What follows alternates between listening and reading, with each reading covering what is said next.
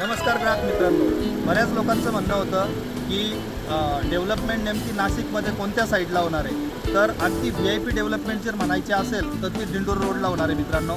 आणि दिंडोरी रोडपासून वरवंटी रोड जो आहे तो एअरपोर्टला जातो आहे आणि 30 मीटर रोड आहे. काल परवाची न्यूज जर आपण ऐकली असेल किंवा वाचली असेल तर हा 30 मीटर रोड लगेच डेव्हलप होतो आहे. कारण आत्तापर्यंत एअरपोर्टला जायला एकच रोड होता, आत्ता हा दुसरा रोड प्रस्तावित होतो आहे कुंभमेळ्यासाठी. आणि इथून क्रिकेट स्टेडियम पण जवळ आहे.